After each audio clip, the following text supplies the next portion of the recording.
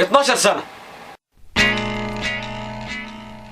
اتوقع يا جمهوري زهقتوا من السياسة وجه الوقت ندخل في مواضيع حساسة. هيفاء وهبي حبيبة قلبي ما تزعلش مني عشان انتي حبي. الفرق بيني وبينك انتي السكر وانا الملح، وانتي ما بتستعمليش على الشاشة اسلوب الشلح. لا سمح الله احنا بنفتري لما ينزل كليب جديد كل الناس تشتري. قليل الادب رجب عشان صاحبه بيعكسك، بلاش تزعلي مني يا هيفاء انا بحبك. انتقاد على الخفيف حاجات كده خفيفة، سوري يا هيفاء بس نكتتك سخيفة. حسستيني ان جمهورك مجانين بقى بذمتك انتي مواليد 76. الحلقة معاكي تشيك تعتبر حلاوة، نفسي اسمع منك بوس الواوا.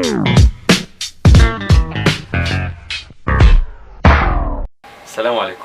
الحلقة النهاردة مش سياسة، قلة أدب وغلاسة، وهنتكلم في مواضيع حساسة. بس ممكن قبل ما نبتدي تبوسي الواوا.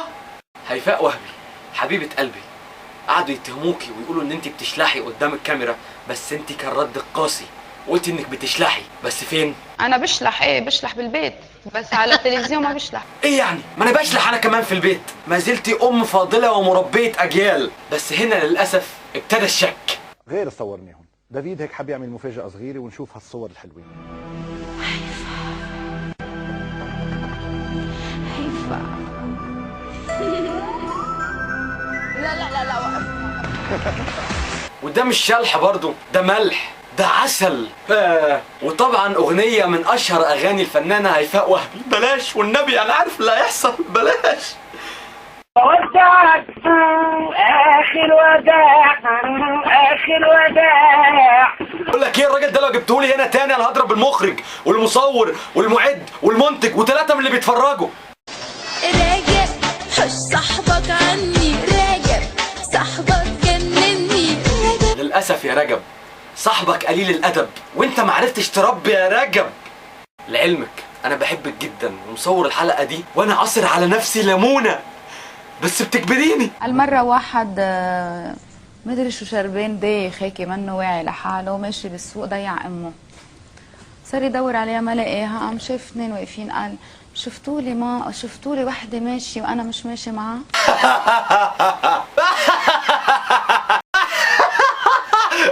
اقول لك حاجه، لو ما كنت سمعت النكته دي ما كنتش اعمل حلقه من اساسه. قطة صغيرة يا روحي. طب القطه عندها كام سنه؟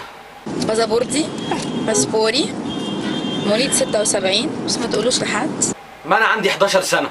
لعلمك انا اساسا سبب من اسباب حبي ليكي ان سنك عدى ولسه ما كرمشتيش. زمان لما كنت صغير كان في راجل بيجي يقول لي يا ابني كلهم زي بعض، في الاخر بيكرمشوا. اقول له لا الا هيفا.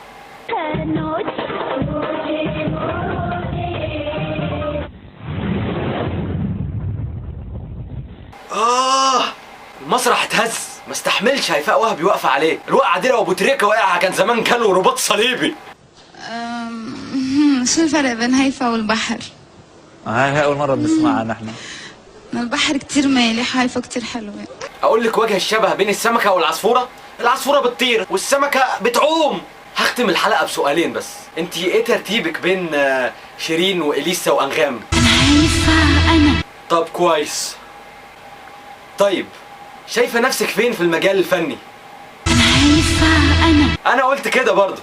وصلنا لاخر الحلقه وان شاء الله نكون عجبناكم. طلعنا من السياسه شويه وان شاء الله راجعين لها، واللي ان شاء الله هينزل على الشانل بعد يومين او 3 اغنيه ليا، الاغنيه السادسه من البومي باسم فريسة الشيطان. استنوها وان شاء الله هتعجبكم. سبسكرايب يا جماعه وشير، وما تنسوش تتواصلوا معانا على الفيسبوك الصفحه بتاعتنا، وان شاء الله نكون عجبناكم واللي جاي احسن. وشكرا، بودعك.